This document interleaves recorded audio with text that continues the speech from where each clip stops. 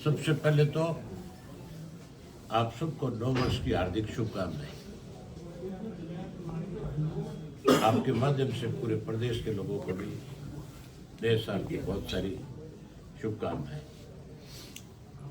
नव वर्ष आपके लिए भी, प्रदेश भर के लोगों के लिए बहुत शुभमय मंगलमय हो। आपके परिवार में सबकी खुशियाँ आए और प्रदेश के किसान की खेती की फसल अच्छी हो, व्यापारी का व्यापार बढ़े, आपसी भाईचारा प्रदेश का मजबूत हो। और इस नव वर्ष में जो लुटेरों का गिरोह है, जो लगातार पिछले 4.5 वर्ष से इस प्रदेश को लूटने में लगा हुआ है, वो सत्ता से बाहर हो। ये परमपिता परमात्मा से प्रार्थना करता हूँ। हमने 14 तारीख को बैकवर्ड का सम्मेलन सरसा में रखा है और सरसा में भी जो सबसे बड़ा ग्राउंड है, वो ग्राउंड हमने तय किया है, जो आपका दशहरा ग्राउंड है यूनिवर्सिटी के अपोजिट, उसमें हम अपना सम्मेलन करेंगे। मुझे आज कार्यकर्ताओं के साथ बैठक करी है मैंने। इस कड़ाके की ठंड के बावजूद, धुंध के बावजूद हजारों की संख्या में कार्यकर्ता आज आया, बड़े शॉर्ट नोटिस पे आया और मुझे अपनी पार्टी के एक एक कार्यकर्ता पे बहुत भरोसा है। मैंने सबकी ड्यूटियां लगाई है। हमारे जिले में बैकवर्ड की संख्या बहुत बड़ी है और सबकी मैंने जिम्मेवारी लगाई है और मैं ये उम्मीद करता हूं कि हमारे बैकवर्ड के सम्मेलन में 50,000 की भी हाजिरी हो सकती है। बहुत बड़ा सम्मेलन होगा। अब तक के जितने भी यहाँ पे पब्लिक मीटिंग हुई है सरसा में, चाहे वो किसी भी राजनीतिक दल ने करी, उन सब के रिकॉर्ड हमारा बैकवर्ड सम्मेलन ही तोड़ देगा और उस दिन ये भी तय कर देगा कि 2024 में जो लोकसभा का चुनाव होगा, उस लोकसभा के चुनाव के अंदर सरसा की सीट से इंडियन नेशनल लोकदल पार्टी जिसको उम्मीदवार बना करके जाएगी, चौटाला साहब जिसको टिकट देंगे, वो लाखों मतों से जीतेगा। वहीं उसके साथ साथ विधानसभा की 5 सीट उस बैकवर्ड सम्मेलन में ही लोग क्लियर कर देंगे। हमारे जिले के लोगों ने हमेशा हमारा पूरा साथ दिया है, चाहे वो कांग्रेस की सरकार थी, चाहे बीजेपी की सरकार है। इन्होंने इस जिले की अनदेखी करने का काम किया, चाहे वो रोजगार का मामला है, चाहे कोई इंडस्ट्री का मामला है, चाहे पानी का मामला है, बिजली का मामला है, हर चीज के अंदर भेदभाव है। इस सरकार ने, कांग्रेस ने अगर इस प्रदेश में, इस जिले को कुछ दिया तो केवल नशा, बेरोजगारी, भ्रष्टाचार और दोनों हाथों से इस इलाके को लूटने का काम किया, लुटेरों को ताकत दी। इसलिए यहाँ का हर आदमी जो है इनसे दुखी है, परेशान है और उनका हमारे ऊपर इसलिए हमेशा विश्वास ज्यादा रहा है कि हमने कभी भी किसी के साथ कोई भेदभाव नहीं किया। किसी के साथ किसी ने भेदभाव किया, किसी ने किसी को नुकसान पहुंचाने की कोशिश की, तो उसके साथ खड़े हुए उसको न्याय दिलाया। आज की मौजूदा जो सरकार है, बड़ी हैरानी की बात है, हमारा मुख्यमंत्री विधानसभा के अंदर गीता पे हाथ रख करके ये कसम खा करके कहता है कि मैं किसी कीमत के ऊपर भ्रष्टाचार को सहन नहीं करता। और ताजा उदाहरण बताता हूं आपको। 2 आईएएस अधिकारियों के खिलाफ सरकार ने पर्चा दर्ज किया था भ्रष्टाचार में। एक मिस्टर दहिया था और एक जयवीर आर्य था। दोनों आईएएस अधिकारी हैं। दोनों के खिलाफ सरकार ने पर्चा दर्ज किया, सरकार ने उनको अरेस्ट किया, सरकार ने उनको जेल भेजा। केवल उनकी जमानत हुई है। कोई कोर्ट ने फैसला उनके हक में नहीं सुना दिया। जमानत होने पे जो मुख्यमंत्री कसम खाता है गीता पे हाथ रख करके, वही मुख्यमंत्री उनको बहाल करता है, जिनके खिलाफ मुकदमा दर्ज करता है भ्रष्टाचार का। और वही मुख्यमंत्री उनको फिर एक को तो अपने जिले में कमिश्नर लगा देता है। मतलब जिस आदमी के खिलाफ सरकार भ्रष्टाचार का, पैसे लेन देन का मामला दर्ज करती है और जो ये कहती है एफआईआर लॉन्च करते हुए कि हमने सारी तहकीकात कर ली, इसने भ्रष्टाचार किया है, उसको फिर कमिश्नर लगाते हैं। अगर वो कमिश्नर की पोस्ट पे लगा है और वो भी मुख्यमंत्री के गृह जिले में लगे, तो जिस किसी ने उसके खिलाफ कंप्लेंट दी थी, वो आदमी कैसे हिम्मत जुटा पाएगा उसके खिलाफ जाकर के गवाही देने। इससे ज्यादा और भ्रष्टाचार को बढ़ावा मिलने का सबूत क्या हो सकता है? इसका मतलब मुख्यमंत्री स्वयं इस तरह के मामलों में शामिल है। इसने तो गीता को भी अपवित्र करने का काम किया। इसके लिए मुख्यमंत्री को माफी मांग लेनी चाहिए कि मुझे गीता पे हाथ रख करके कसम नहीं खानी चाहिए। ये नए साल में भ्रष्टाचार का एक नया तोहफा दिया है मुख्यमंत्री ने। जहां इस सरकार में भ्रष्टाचार बढ़ा है, वहां अपराध बढ़े हैं, महिलाओं के प्रति अपराध बढ़े हैं, युवाओं को और ज्यादा निराशा मिली है इस 5 वर्ष में। मुख्यमंत्री कहता है कि मैंने बिजली के बिल माफ कर दिए, इसके पानी के, और दूसरी तरफ कहता है कि 20 रुपए, 30 रुपए, 50 रुपए, जनरल से 50 और बैक से शेड्यूल कास्ट से 20 रुपया लिया जाएगा। जब हमारी गवर्नमेंट थी तो किसी एक भी व्यक्ति से एक नया पैसा जो है स्वच्छ जल का नहीं लिया जाता, कोई मीटर नहीं था। हर घर के अंदर पानी की टूटी दी गई थी। हमने तो खेतों ढाणियों में भी पानी पहुंचाने का काम किया। हमारी सरकार बनने के बाद जो पैसा सरकार इनसे वसूल रही है, ये पैसा हम हर आदमी का वापस करेंगे। जहाँ ये पैसा वापस देंगे, वहीं उसके साथ साथ अगर किसी को ढाणी के अंदर भी स्वच्छ पेयजल की दिक्कत आएगी तो उसके भी पाइपलाइन डाल करके वाटर वर्क से पानी देने का काम करेंगे। ये प्रायोरिटी होनी चाहिए। स्वच्छ पानी के ऊपर पैसा लेने की बात करते हैं, स्वच्छ पानी भी नहीं देते। 80% आज हरियाणा प्रदेश के अंदर लोग जो है ट्यूबवेल के पानी को पी करके अपनी प्यास बुझाते हैं। प्यास नहीं बुझा रहे, वो स्लो पॉइजन ले रहे हैं एक तरह से। क्योंकि जमीन से जो पानी निकलता है उसमें मिनरल नहीं होते, उसमें केमिकल्स होते हैं, और उसकी वजह से बीमारियां बढ़ती हैं। सरकार उस तरफ ध्यान देने की बजाय लोगों से पैसा ले रही है, पैसा वसूल रही है।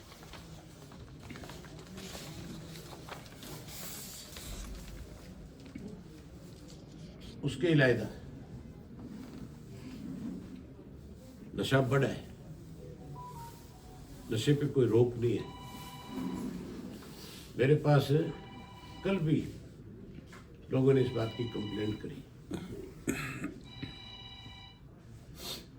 सरकार को नशे को रोकने के लिए सख्त कदम उठाने चाहिए। हमारा जब बैकवर्ड का सम्मेलन होगा उसके बाद हमने युवा का भी सम्मेलन रखा है, जो 21 तारीख को आपके माध्यम से पूरे प्रदेश के युवाओं को भी आह्वान करता हूं कि कैथल के अंदर 21 तारीख के युवा सम्मेलन में भी बड़ी संख्या में सारे आओ, ताकि एक नई क्रांति हरियाणा में आए, नया बदलाव आए, युवाओं की सरकार बने। हमारा फैसला है कि हम युवा पीढ़ी के लोगों को 50% से ज़्यादा टिकटें देने का काम करेंगे, ताकि युवा सरकार बने और युवा इस प्रदेश को आगे लेकर के जाए। ये हमारा 9 वर्ष का फैसला है। कुछ लोकसभा चुनाव को लेकर भी कुछ चर्चा की गई है। लोकसभा में हम 10 की 10 सीटों पर चुनाव लड़ेंगे और ये मान के चलो कोई कितने बड़े दावे करता होगा, मैं एक दावा ठोक करके कर सकता हूं कि मैं 2 लोकसभा की सीट हर हालत में जीतूंगा और बाकी जगह पे इंडियन नेशनल लोकदल पार्टी सम्मानजनक वोट लेगी। क्या आप भी चुनाव लड़ सकते हैं लोकसभा? अगर मुझे पार्टी आदेश करेगी तो लड़ लूंगा। ये हमारी पार्टी का फैसला होगा। ये कोई फैसले मेरे नहीं हो सकते।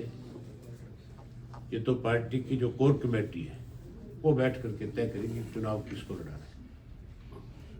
जिसका भी नाम तय किया जाएगा उसको लड़ा देंगे। कोर कमेटी की मीटिंग हम जल्दी बुलाएंगे ताकि लोकसभा के कैंडिडेट्स का जल्दी से जल्दी फैसला हो। मंच के जरिए आपने कई लोगों की रड़क निकालने का बयान दिया है। मैंने कहा है और निकालूंगा राज बनने के बाद। हर हालत में जो लोग गलत काम कर रहे हैं, जिनको सरकार का संरक्षण है, जिन लोगों ने इस प्रदेश को बर्बाद किया है, उन लोगों से हिसाब जरूर चुकता करेंगे। उन लोगों को नहीं छोड़ेंगे। बड़ा सख्त कदम उठाएंगे उनके खिलाफ। किसी की भी लिहाज नहीं करेंगे, चाहे किसी से कोई भी रिश्ता हो। जिसने हमारे प्रदेश का नुकसान किया है उसके साथ सख्ती होगी। कानून के तहत कोई रियायत नहीं करेगी। एक सेंटर ने नया कानून बनाया है, हिट एंड रन कानून, विरोध चल रहा है पूरे देश भर में। कोई भी कानून बनाने से पहले लोगों की राय जाननी जरूरी होती है। कानून थोपे अगर किसी पे थोप दिया जाए तो मान के चलो थोपे हुए कानून से आम आदमी का नुकसान होता है। उससे ऐसा लगता है कि आपने रिसर्च नहीं करी, आपने उसके ऊपर लोगों के व्यूज नहीं लिए। आप किसी भी कानून को बनाने से पहले जो हिट एंड रन वाला जो कानून है, उससे पहले जो हमारे ड्राइवर्स हैं, जो गरीब आदमी हैं, जो अपना रोजी रोटी है जिनकी, आप उनको शिक्षित करो, उनकी ट्रेनिंग कराओ, उनके साथ बातचीत कराओ। आपके पास सरकार के पास साधन है, उस साधन के तहत आप उनको जागृत तो करो पहले। आप जबरदस्ती नहीं कर सकते। ये जबरदस्ती है। ये तो मेजोरिटी है इनकी, और मेजोरिटी के तहत अपनी मनमर्जी से कानून बदल रहे हैं। कल को ये कहेंगे हम तो संविधान भी बदल रहे हैं, वो भी बदल सकते हैं। फिर तो प्रजातंत्र नहीं है, तानाशाह तरीका है। ये नहीं होना चाहिए। इस कानून को बनाने से पहले इसके बारे में जरूर रिसर्च करना चाहिए था। लोगों के व्यू जानने चाहिए थे कि किस तरह का कानून हो, ऐसे लोगों में जागृति है। ये जरूरी है कि एक्सीडेंट से लोगों को बचाया जाए, लेकिन उसको बचाने के लिए जागृति भी लानी जरूरी है। कानून बनाने से पहले लोगों को ये बताना चाहिए कि भाई अगर आगे आने वाले समय में इस तरह की कोई चीज़ होगी तो उसमें हम इस तरह के सख्त कानून ला सकते हैं, ताकि लोग पहले से मेंटली प्रिपेयर हो जाए। किसान जत्थेबंदियां 13 फरवरी को फिर दिल्ली कूच कर रही हैं। किसानों के साथ बड़ा अन्याय किया सरकार ने। किसान एक ऐसी कौम है जो जल्दी विश्वास करती है। जब आंदोलन खत्म हुआ था तो प्रधानमंत्री पे विश्वास किया था। प्रधानमंत्री ने वायदा किया था कि एमएसपी का कानून बनाया। उसने कानून नहीं बनाया। उसकी वजह से मजबूर होकर के फिर किसानों को आंदोलन करने के लिए अपना घर, खेत और परिवार छोड़ना पड़ेगा। ये सरकार गूंगी बहरी है। इसको समझाने के लिए मान के चलो लड़ाई लड़नी पड़ती है। हरियाणा में विरोधी दल आपने देखा नहीं, इन्होंने ये जो कानून बनाया, जब ड्राइवर सड़क पे आ गया तो रात रात में सरकार ने फैसला बदल दिया कि नहीं बदल दिया? तो इसका मतलब है ये लोगों को परेशान करते हैं। इसके लिए किसानों को एकजुट होना चाहिए। जैसे ये आंदोलन इन्होंने किया, ट्रक ड्राइवरों ने या टैक्सी ऑपरेटर्स ने, उसी तरह का आंदोलन किसानों को भी कर देना चाहिए, ताकि एक रात में ही सरकार को अपना फैसला ठीक करना पड़े, बजाय कहीं धरने पे बैठने के। इस तरह का फैसला सख्त लेना चाहिए जिससे सरकार को समझ आ जाए। एनएलओ साथ देगी सर इनका? मैं तो पहले दिन से साथ हूँ, मैं तो पीछे था। इनेलो ने साथ कब नहीं दिया? ये क्वेश्चन आप पूछ नहीं सकते। ये तो आपको अपनी तरफ से कहना चाहिए कि इंडियन नेशनल लोकदल पार्टी एक ऐसी पार्टी है जो किसान के मामले में पहले दिन से राजनीति से ऊपर उठ करके उसकी लड़ाई लड़ रही है। अबे जी, कल मुख्यमंत्री ने कई नए विधेयक पर पास किए हैं, जैसे बिजली बिल माफ करना है या शव को सड़क पर रखकर प्रदर्शन नहीं करने पर कानून जो नए बनाने की मंजूरी दी है। विधानसभा में क्यों नहीं चर्चा कराई? यही तो तानाशाह तरीका है ना। 3 काले कानून कैसे बने? इसी तरह बनाए गए थे, है? इसी को तानाशाह तरीका कहते हैं, इसी को मनमर्जी कहते हैं सरकार। ये विधानसभा में विधेयक लेकर के आ रहे थे, इसी बात पे ये विधेयक विधानसभा में नहीं लाए, ये बिल नहीं लेकर के आए कि अगर इस पे चर्चा होगी तो तुम्हारी पोल खुल जाएगी। क्योंकि इनकी अपनी पार्टी के एमएलए भी नहीं चाहते, कोई भी नहीं चाहता हरियाणा में कि कोई इस तरह के विधेयक आए। कोई विधेयक आए उस पर पहले विधानसभा में चर्चा होनी चाहिए। लोकसभा में कोई विधेयक आता है उस पर चर्चा होनी चाहिए। उसी का खामियाजा लोकसभा में नहीं भुगता 3 काले कानून बनाकर। विपक्षी दलों के जो नेता हैं उनके घरों पे सरकार आए दिन ईडी के छापे मरवा रही है। कल परसों भी चल रहे हैं, हरियाणा में भी चले। और कोई काम ही नहीं है तो अब है? काम तो बचे ही नहीं। विकसित भारत यात्रा है, पिछले दिनों गई सिरसा जिला में इलाहाबाद विधानसभा क्षेत्र में, तो लोगों ने उसका विरोध किया कि हमारे टेल तक पानी नहीं है, पीने के पानी की दिक्कत है। यात्रा नहीं, भाजपा का प्रचार तंत्र है, इसको आप यात्रा नहीं कह सकते। मुख्यमंत्री बयान देता है, कहता है कि उस यात्रा में जितने लोगों की शिकायत आई हाथ के हाथ उनको ठीक कर दिया गया। विधानसभा में मुख्यमंत्री ने समय में बयान दिया था कि जहां भी यात्रा जाएगी एमएलए को पहले इन्फॉर्म किया जाएगा। एमएलए उस यात्रा में जाकर के लोगों की समस्याओं को अधिकारियों के सामने रख सकता है। मेरे विधानसभा क्षेत्र में यात्रा आई, आप पूछो डिप्टी कमिश्नर से कि क्या मुझे उसने इतला दी इस बात की? मुझे कोई इतला नहीं है। ये भाजपा का प्रचार तंत्र है, सरकार का पैसे का दुरुपयोग है, सरकारी फंड का दुरुपयोग करके अपनी पार्टी का प्रचार कर रहे हैं। ये जितना प्रचार इस तरह का करेंगे लोग उतना ही ज्यादा इसका विरोध करेंगे। सम्मेलन को कौन कौन नेता संबोधित करेंगे? सम्मेलन को बैकवर्ड का सम्मेलन है, हमारी बैकवर्ड सेल के जो लीडर होंगे वो सारे के सारे उसमें मंच पे रहेंगे। उस पे जनरल के पार्टी के जो उच्च पदाधिकारी है केवल वो आएंगे। छोटा सा संबोधित करेंगे। क्योंकि बैकवर्ड का सम्मेलन है, इसमें बैकवर्ड ही पूरा इसको संचालन भी वही करेंगे और वही संबोधित करेंगे। युवा का ही वही रहेगा। युवा में वही रहेगा, महिलाओं में भी हमने वही रखा था। और हमारा महिला का जो सम्मेलन था वो अपने आप में रिकॉर्ड तोड़ा है उसने। बहुत बड़ा सम्मेलन था, बहुत बड़ी संख्या में महिलाएं। 31 जनवरी को बहुत ठंड थी, 31 दिसंबर को, और 31 तारीख को कोई आदमी अपना घर नहीं छोड़ता, नए साल को आगाज होता है। उसके बावजूद भी हजारों की संख्या में महिलाएं आई और मुझे महिलाओं ने शिकायत करी कि आप इसको फरवरी में करते तो हम कई गुना और ज्यादा बढ़ा देते इसको।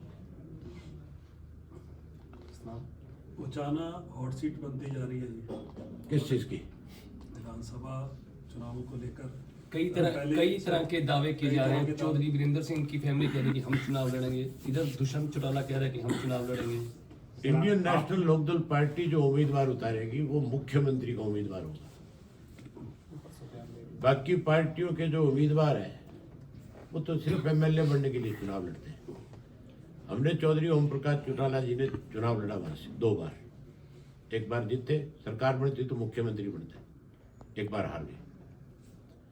अब फिर हमारा जो कैंडिडेट होगा वो मुख्यमंत्री का ही उम्मीदवार होगा। अगर हमारी सरकार बनेगी तो जो चुनाव लड़ेगा वो मुख्यमंत्री बनेगा। चौटाला से आप चुनाव लड़ सकते हैं?